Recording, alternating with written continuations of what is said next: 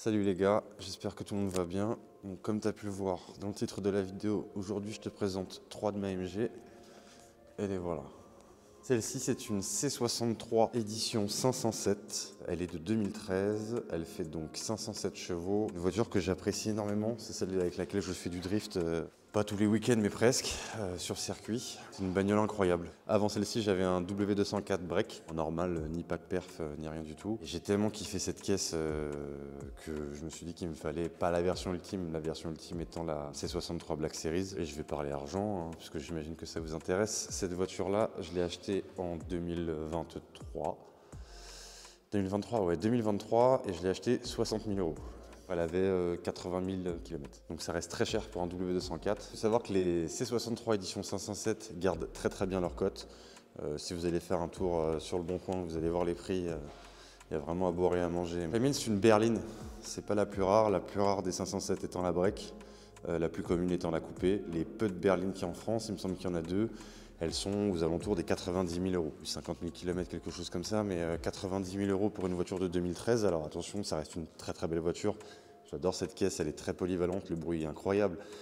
Le moteur, à part le fait de te vider ton compte en banque en essence, il est spectaculaire.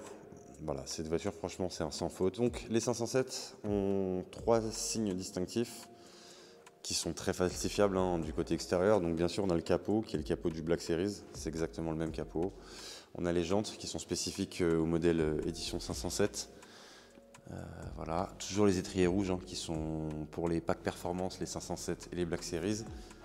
Et on a cette bande là qui est sur le côté, qui est très spécifique aux 507, qui normalement ils ont tous. Après, il y a le compteur qui change, je vous le montrerai après. Il y a une petite ligne rouge dans le compteur. Il y a un badge édition 507 à l'intérieur de la voiture.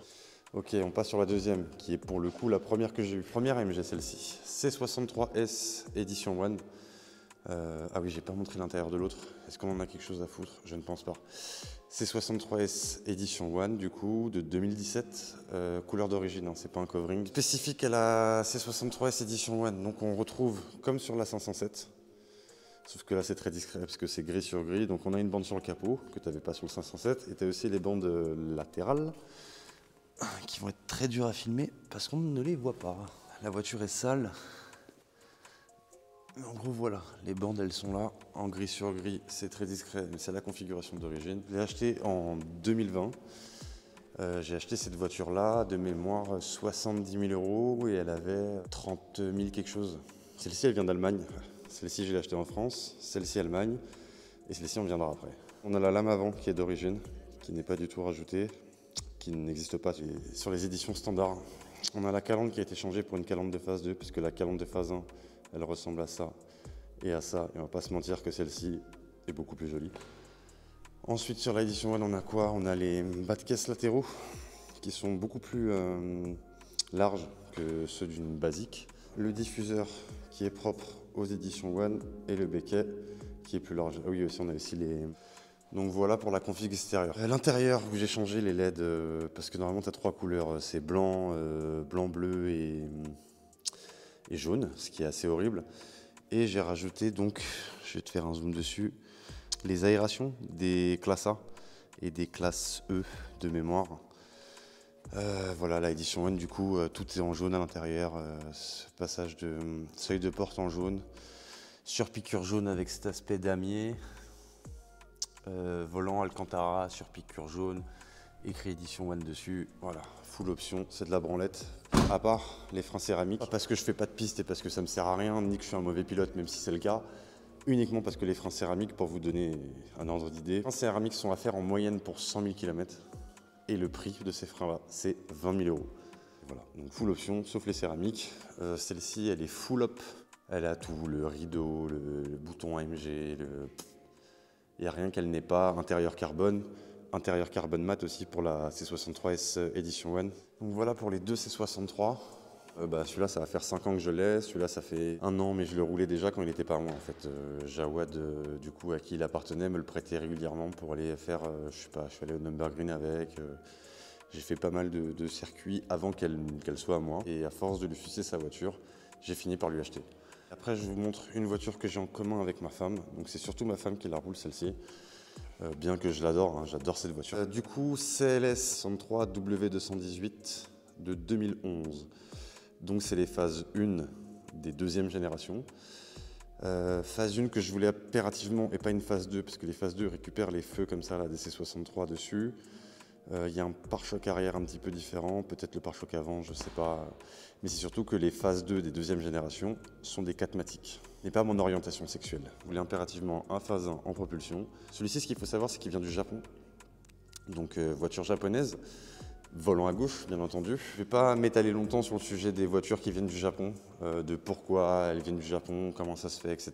Il y a plein de gens qui font des vidéos là-dessus et qui vous renseigneront beaucoup mieux que moi. Ceci dit, celle-ci vient du Japon. Nous l'avons donc achetée à deux. Nous avons payé cette voiture 50 000 € en 2021, il me semble. Elle avait 30 000 km. Pour une voiture qui avait 10 ans, autant vous dire que c'est du pain béni. On l'a mis sur un pont très très vite. État irréprochable. Franchement, c'était spectaculaire. Le seul problème de cette voiture, si on considère que c'est un problème, c'est le carnet d'entretien en japonais, mais qui est tamponné. Et si tu utilises Google Traduction aujourd'hui avec ton téléphone, tu peux prendre une photo et traduire l'intégralité du contenu, donc ça ne devrait pas poser de problème. Peut-être les gens qui sont un petit peu peureux d'acheter ce genre de caisse. Alors, à revendre, honnêtement, j'en sais rien. Moi, je ne suis pas partisan de la vente, hein. Comme tu vois, j'accumule. Mais à revendre, je ne sais pas vraiment ce que ça vaut, mais je sais que moi aujourd'hui, si tu me dis tu préfères une voiture qui vient d'Europe ou une voiture qui vient du Japon, bien sûr en ayant vérifié avant, mais 100% voiture japonaise, c'est extraordinaire. Seul défaut que j'ai sur cette voiture, c'est que j'avais les jantes d'origine, que j'ai toujours d'ailleurs, que j'ai passé en noir parce que je suis partisan des jantes noires, je pense que ça se remarque un petit peu. Mais c'est surtout que les jantes sont moches en fait, malgré tout, malgré le fait de les avoir peints en noir, bah, ça les rend pas plus jolies pour autant, c'est plus discret. Mais si je devais faire un truc sur le CLS, là, ça serait changer les jantes. On va passer aux préparations et au moteur. Donc, on va commencer par la 507. J'ai dit, elle est dégueulasse, hein. Les journées drift sur les pistes mouillées, voilà, ça termine comme ça. La voiture, en général, elle termine comme ça à la fin de la journée. Ça s'incruste partout, c'est une catastrophe. Je finirai par faire un detailing spécial pour elle, mais pour le moment, je m'en bats les couilles. Alors, moteur très connu, le M156, du coup 6 litres 2, 6298 il me semble de mémoire, atmosphérique. Spécificité du 507 du coup, rapport in basique, on va avoir vilebrequin renforcé, piston allégé, on a un système de refroidissement qui est différent, on a des suspensions qui sont différentes, ce qui la rend beaucoup moins bateau, beaucoup plus agressive. Sinon voilà, qui a fait le moteur pour les puristes? C'est monsieur Pascal Hummel. On passe sur le 4 litres biturbo de chez MG, qui est le dernier, parce qu'il y a eu celui-là entre les deux, qui est le 5,5 litres, mais on y reviendra après. Celui-ci, donc 4 litres biturbo, fait par Martin Jope, à qui j'ai déjà discuté sur Instagram. Il a un Instagram. Si vous avez un moteur fait par lui, il vous répond, il adore ça. D'origine, il fait 510 chevaux et 700 newtons, il me semble de mémoire. Aujourd'hui, la voiture est en stage 2, des cata reprog et filtres, c'est tout. Préparation donc effectuée par MTR Motorsport, pour ceux qui connaissent. Elle développe 630 chevaux et 950 Nm. On peut monter plus, hein. J'ai vu certains préparateurs, sans les citer, qui montent des stages 1 à 700 chevaux. 630 chevaux pour l'utilisation que j'en ai, pour ce que j'en fais, c'est très bien. Et on termine par le troisième V8 différent de chez MG, donc c'est vraiment celui qui a eu entre les deux. D'abord, il y a eu le 6 litres 2 atmosphérique. Après, ils sont passés sur le 5 litres 5 biturbo. C'est pour moi, en termes de performance, le moteur le plus fou qu'ils aient fait. Parce que celui-là, là-bas, il est mignon, tu vois, mais si tu mets pas un compresseur, monter à 700 chevaux, c'est impossible. 5 litres 5, ce qui est phénoménal, c'est que déjà d'origine, cette voiture, elle fait 525 chevaux. Il faut savoir qu'elle est en stage 1, pas stage 2, stage 1, parce que comme je vous l'ai dit, c'est madame qui roule avec et elle voulait quelque chose qui fasse pas le bruit du démon. On a supprimé l'intermédiaire qui est au milieu sur la ligne d'échappement parce que sinon c'est vraiment une catastrophe, ça fait zéro bruit. Tout ce bloc là en stage 1, le 5 litres 5 biturbo, on est passé à 700 chevaux et 1000 newtons. Voilà, comme ça c'est réglé, on n'en parle plus. 1000 putains de newton-mètres et 700 chevaux dans cette voiture. Concrètement, s'il faut faire la course, c'est cette voiture-là que je prends. J'ai déjà éteint pas mal de choses. Petite particularité sur ce CLS, il faut savoir du coup que c'est ma voiture la plus puissante, mais que c'est aussi ma voiture qui consomme le moins et que c'est impressionnant. Alors le pire étant elle, celle-ci étant placée du coup en deuxième place de celle qui consomme le moins, et celle qui consomme le moins de mes caisses, c'est celle-ci.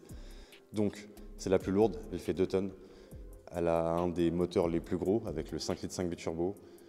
Elle est en stage 1, elle développe 700 chevaux, 1000 newtons. Mais malgré tout, il me semble que la consommation est autour des 15 litres. Celle-ci, ça doit être 16-17 et celle-ci, ça doit être 20-22. Voilà. Ici, on est sur Thorsten et son famille, il ira se faire enculer. J'avais une AMG GTS avant que je n'ai plus. Je sais que des gens, des fois, m'en parlent en me disant qu'ils ne la voient plus, etc. La AMG GTS, c'est simple, la AMG GTS, en fait, je l'ai remplacée par la 507 parce que j'avais pris la AMG GTS pour faire du track day et du drift. Ce que j'ai fait pendant 1 an, c'était super, c'était incroyable. La lumière, elle m'encule la vie. Ce qui m'a fait craquer, c'est le cassage de la boîte de vitesse, 17 000 € hors taxe. Je t'avoue que j'avais un peu les boules. J'ai changé la boîte, j'ai vendu la voiture directement. Voilà, moi j'ai besoin d'une voiture qui robuste, une voiture fiable et une voiture que tu peux lui mettre dans sa mère. Là c'est 63 507, ça fait 1 an que je l'ai, je lui ai déjà mis 10 000 km. C'est quasiment 10 000 km de circuit en fait. La voiture ne bouge pas. Alors attention, les révisions sont faites en avance. J'attends pas l'échéance, moi tous les 5 000 km en général je fais une vidange. Et les bougies, on va dire que c'est 10 000 km. Voilà. Pour une utilisation intensive, on fait de l'entretien intensif aussi. Ça va avec, bien sûr. Donc j'ai remplacé tout simplement la MGTS par la C63 édition 507. Pas vraiment le même tarif. La MGTS, on était un tout petit peu en dessous de 100 000 €. Alors avec ce que je lui ai mis et ce qui s'est passé, je pense que j'ai dû perdre à peu près 30 000 € sur la voiture, entre les jantes, le covering, la boîte de vitesse. J'ai cassé un radiateur. Il y a un enfant qui m'a percuté quand la voiture était garée. Attention, calmez-vous, je n'écrase pas les enfants. La voiture était garée, un enfant est venu se planter dedans en vélo.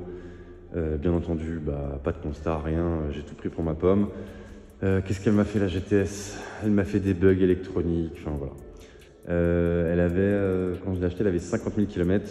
Je pense qu'une GTS, c'est bien jusqu'à 50 000 km. Ou alors c'est les miennes, j'ai vraiment pas eu de chance. Mais du coup, voilà, la MGTS, je ne l'ai plus, je l'ai remplacée par la 507. Ça, c'est la première MG que j'ai achetée. Et ça, c'est la voiture commune avec madame.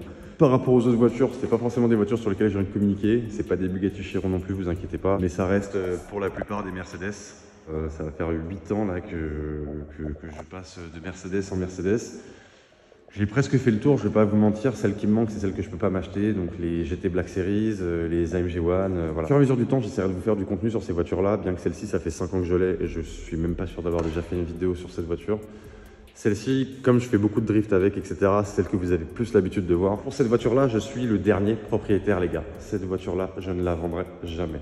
Je la garde à vie, je suis amoureux, je l'aime de tout mon être et de tout mon petit corps. Si vous ne deviez en choisir qu'une, si je vous l'offre carrément, je vous l'offre une des 3, laquelle vous prendriez. Je pense qu'on a fait le tour. En tout cas, si vous avez des questions, n'hésitez pas en commentaire. J'essaierai de faire en sorte de répondre au maximum de gens. C'est compliqué pour moi de faire du contenu en ce moment parce que j'ai pas le temps. Mais là, je suis descendu au parking, j'ai vu les 3 côte à côte, je me suis dit, bon, il y a un créneau à prendre, donc voilà. Je vous fais des bisous, je vous embrasse et à très vite. Ciao, ciao.